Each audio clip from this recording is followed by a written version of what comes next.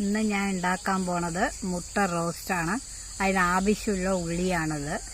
ഉള്ളി കുറച്ച് തോനെ വേണം. ഇങ്ങനെ നുറുക്കി വെക്കണം. പച്ചമുളക് വെച്ചിട്ടുണ്ട്. പിന്നെ മുട്ട, കൊത്തമല്ലി തള, തക്കാളി, കടുക്, കുരുമുളക്, മഞ്ഞപ്പൊടി, പെരുംജീരകം, ഇഞ്ചി, വെളുത്തുള്ളി, ഉപ്പ്, ആവശ്യത്തിനുള്ള ഉപ്പ്, മുളക് പൊടി,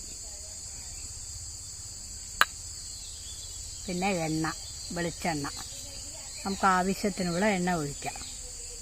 ഇപ്പോൾ ഈ പെരുംജീരകം, കുരുമുളകും കൂടി നമ്മൾ ചതയ്ക്കണം. ഇത് കുറച്ച് ചതച്ചെടുത്തിട്ട് ഇപ്പോൾ വെളുത്തുള്ളി, ഇഞ്ചി അതിൻ്റെ കൂടെ ഇട്ടിട്ട് ചതയ്ക്കണം. പാത്രം വെച്ചു. അത് കാഞ്ഞപ്പോൾ വെളിച്ചെണ്ണ ഒഴിക്കണം.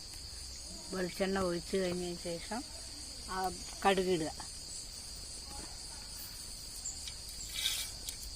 കടുക് പൊട്ടാറായി.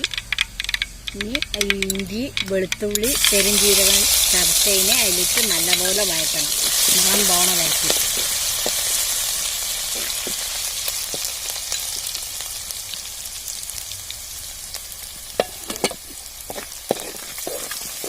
നല്ലപോലെ വതങ്ങി. ഇനി സവോളയും പച്ചമുളകും ഇടാം. കരുവേപ്പിൻ്റെ ഇല. ഇത് നല്ലപോലെ ചോക്കണം.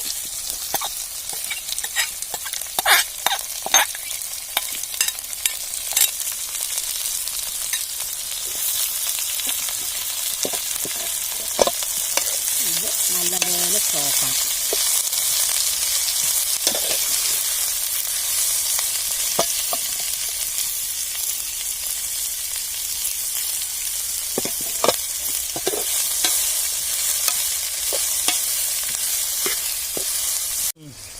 ഉള്ളി നല്ലപോലെ വതങ്ങി. ഇപ്പോൾ 1/4 ടീസ്പൂൺ മഞ്ഞൾപ്പൊടി ഇടുക. 2 ടീസ്പൂൺ മുളക് പൊടി ഇടുക.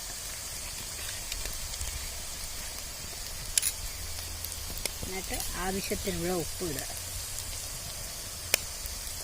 എന്നിട്ട് ഇത് നല്ലപോലെ ഒന്ന് ചൂടായത് നമുക്ക് തക്കാളി ഇടാം.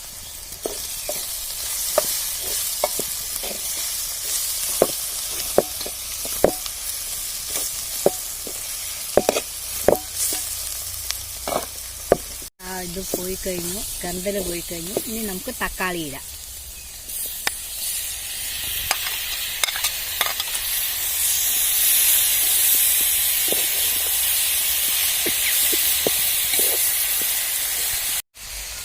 കുറച്ച് നേരം ഇതിനെ നമ്മൾ അടച്ചു വെക്കുക.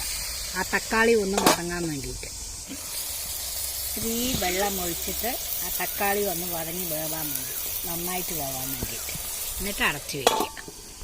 ഇത് നല്ലപോലെ ആയിക്കഴിഞ്ഞു. ഇനി നമുക്ക് മുട്ട അതിലേക്ക് ഇടാം.